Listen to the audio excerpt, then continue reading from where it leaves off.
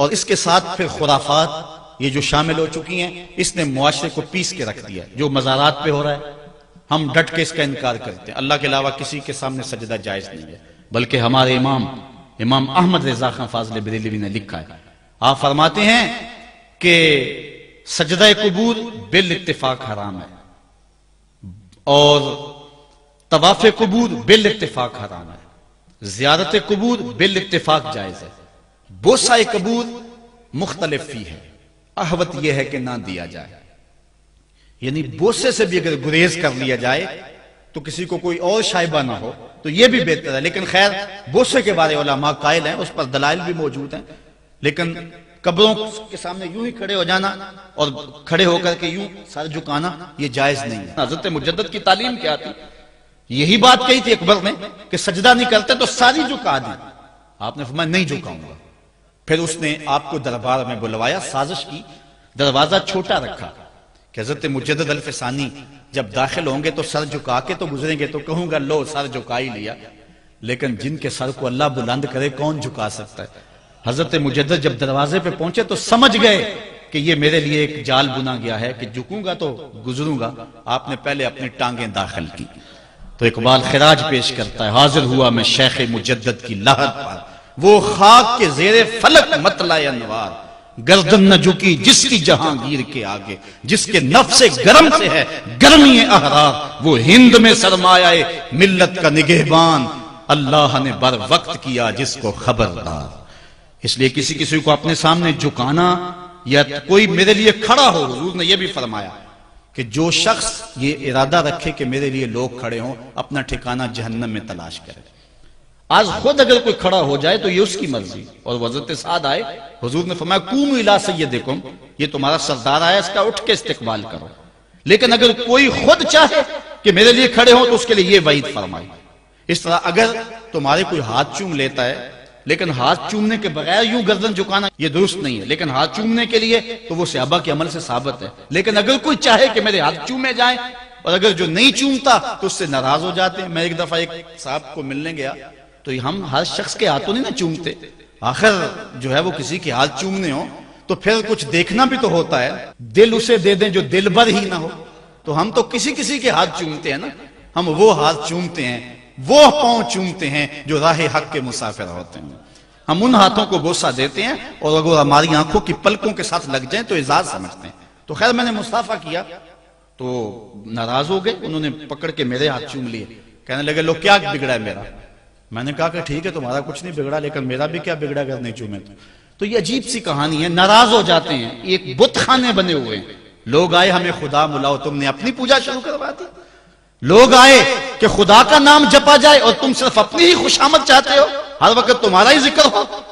میں کتنے آراس کو جانتا ہوں جہاں اللہ رسول کا ذکر نہیں ہوتا، پیر کا ہی ذکر ہوتا ہے، کرامتیں بیان ہوتی ہیں، اور پھر آج کل جھوٹی کرامتوں کا ایک کاروبار چلا ہوا ہے۔ عجیب رنگ ڈھنگ ہے، عجیب بات ہے، خوابیں گھڑی جا رہی ہیں، کرامتیں گھڑی جا رہی ہیں۔ میرے پاس بھی کئی لوگ آئے خوابیں لے کر، جی یہ ہم نے دیکھا ہے، میں نے کہا تم نے دیکھا ہوگا میں نے نہیں دیکھا ہے۔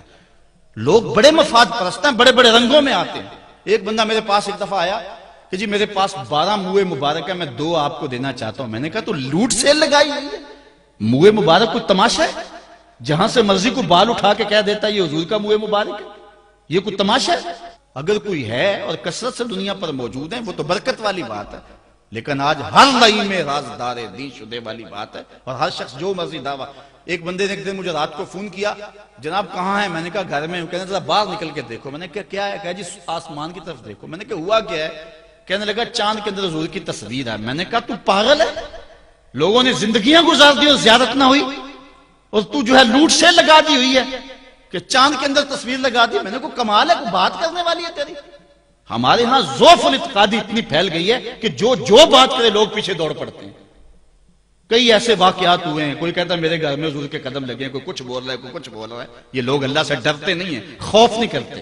جھوٹی خوابیں، جھوٹی کرامتیں اگر سچی ہیں تو میں ان کا انکار نہیں کرتا، لیکن اس وقت معاشرے کے اندر جو کچھ ہو رہا ہے میں اس کی نشاندہی کر رہا ہوں۔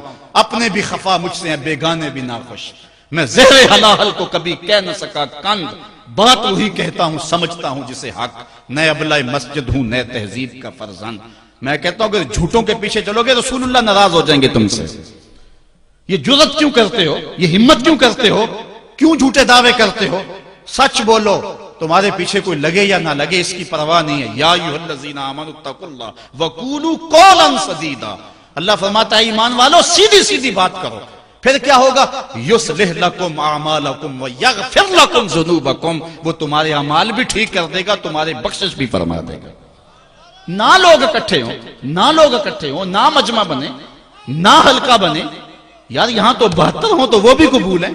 یہاں مقدار نہیں دیکھی جاتی، یہاں معیار دیکھا جاتا ہے، سر نہیں گنے جاتے، دل گنے جاتے ہیں۔ یہاں یہ دیکھتے ہیں، مت لوگوں کو جو ہے وہ کھلونے دے کے بہلاؤ اور لوگوں کی عقیدتوں کو لوٹو اور لوگوں کے ساتھ ظلم کرو، زیادتی کرو، اپنی آخرت بھی کالی کرو اور لوگوں کی آخرت بھی کالی کرو۔ آپ دیکھیں دائیں بائیں، اپنی نظر رکھیں، نگہباں بن کے جو اہل چمن کی آبرو لوٹے۔ چمن والو عقیدت چھوڑ دو ایسے نگہباں کی، کوئی حق کا مسافر تلاش کرو، چاہے اس کے کپڑے پھٹے ہوئے ہوں، کرامت اس کی نہ ہو ساری زندگی کے اندر، لیکن محمد عربی کی غلامی تو ہونا۔ حضرت شاہ نقشبند بخاری سے کسی نے پوچھا حضور آپ کی کوئی کرامت؟ فرمانے لگے اس سے بڑی کرامت کیا ہو سکتی ہے؟ اتنے گناہوں کے باوجود زمین پہ چل رہا ہوں اور زمین مجھ کو دنسا نہیں لیتی اپنے اندر۔ ہمارے بزرگوں کی تو کہانیاں یہ تھیں، اور آج تھوک کے حساب سے کرامتیں دی جا رہی ہیں۔ آج کے پیروں کی اتنی کرامتیں، غوث پاک کی بھی اتنی کرامتیں بیان نہیں ہوتی جن کی ان کی کرامتیں بیان ہو رہی ہیں، دڑا دڑ کرامتیں بیان کر رہے ہیں۔ ایک بندے کے یہاں بچہ پیدا ہوا اور اس نے یہ شور کر دیا کہ یہ رمضان کے دنوں میں دودھ نہیں پیتا، اس لیے کہ حضرت غوث پاک بھی نہیں پیتے تھے، وہ بھی پیدائشی غوث تھے اور یہ بھی پیدائشی غوث ہے، اور رمضان کے دنوں میں دودھ نہیں پیتا۔ اچھا کوئی 2-4 ماہ گزرے تو اس غوث کی ماں کو طلاق دے کے نئی عورت سے شادی کر لی۔ میں نے کہا کم از کم اتنا تو خیال رکھتے، جس نے غوث جنم دیا ہے اس کو تو عزت سے گھر سے رکھتے۔ تو یہ کیا تماشے ہیں؟ کیا لوگ بے وقوف ہیں؟ اب لوگ سمجھنے لگے ہیں، لوگ جو ہے وہ ان وجہ سے پھر دور دین سے ہوتے ہیں، نقصان یہ ہوتا ہے۔ لیکن میں آپ کو کہتا ہوں دنیا سے حق ناپید نہیں ہوا۔ اگر مداری گر موجود ہیں، ڈاکو لٹیرے اور چور موجود ہیں، تو حق کا ڈنڈورا دینے والے بھی اس دھرتی پہ بستے ہیں۔ ہمارا رویہ یہ ہے کہ ہم کسی ایک شخص سے بدزن ہو جاتے ہیں تو پورے طبقے سے بدزن ہو جاتے ہیں۔ کئی بندوں کو میں سوچا جو میں دیکھا ہوا ہے پیروں کو، اور تو نے دیکھے ہوئے ہی نہیں ہے، جن کو مل کر زندگی سے عشق ہو جائے وہ لوگ شاید آپ نے دیکھے نہ ہو، مگر ایسے بھی ایسے لوگ بھی ہیں کہ جن کو دیکھ کر کے زندگی گزارنے کا ڈھب آ جاتا ہے، سلیقہ اور طریقہ آ جاتا ہے۔ ان لوگوں کی تلاش کرو۔ اگر ایک دکان سے کپڑا صحیح نہ ملے، سودا صحیح نہ ملے، تو آپ جو ہے کیا کھانا پینا چھوڑ دیتے ہیں؟ آپ کو پتا پورے شہر سے مٹھائی کہاں سے اچھی ملتی ہے، آپ کو پتا پورے شہر سے کپڑا کہاں سے اچھا ملتا ہے، آپ کو پتا پورے شہر میں جو ہے وہ فلاں چیز اچھی کہاں سے ملتی ہے۔ دین بھی ڈھونڈو کہاں سے خالص ملتا ہے اور کہاں سے نہ خالص ملتا ہے، اس کے لیے محنت کرنی پڑے گی۔ جھولی میں یوں نہیں ڈال دیا جائے گا، اس کے لیے تمہیں جانا پڑے گا، کوشش کرنی پڑے گی۔ ہاں ایک سے دھوکہ کھاؤ گے، 2 سے کھاؤ گے، 3 سے کھاؤ گے، لیکن جو تم دھوکہ کھاؤ گے تم تو رب کے نام پہ کھاؤ گے نا۔ حضرت عمر رضی اللہ تعالیٰ عنہ کی عادت تھی، جو غلام لمبی نمازیں پڑھتا اس کو آزاد کر دیتے۔ غلاموں کو سمجھ آ گئی، لمبی نمازیں پڑھنی شروع کر دی، آپ آزاد کر دیتے۔ کسی نے کہا عمر تم تو بھولے آدمی ہو، یہ نمازیں اللہ کے لیے نہیں پڑھتے، یہ آزادی کے لیے پڑھتے ہیں۔ تو حضرت عمر نے کہا یہ مجھے اللہ کے نام پہ دھوکہ دیتے ہیں، میں 100 بار کھانے کے لیے تیار ہوں۔ ایک جگہ سے دھوکہ کھایا، 2 سے کھایا، 3 سے کھایا، 4 سے کھایا، جب تمہاری نیت ٹھیک ہوگی منزل ضرور ملے گی، یہ ہو نہیں سکتا۔ خورش دے بدرہ جو کب کو حمام کہ یک روز افتد ہمائے بادام۔ سادی کہتے ہیں چارہ ڈالتا جا، دانہ ڈالتا جا، کبھی تتر آئے گا، کبھی مور آئے گا، کبھی کبوتر آئے گا، پھر ایک دن جس کو تو تلاش کرتا ہے وہ ہما بھی تو آ ہی جائے گا نا۔ اس لیے حق کے سفر کو نہ چھوڑنا، چلتے رہنا اور راہ حق کی منزل پر انشاءاللہ ایک دن ضرور گامزن ہوگے۔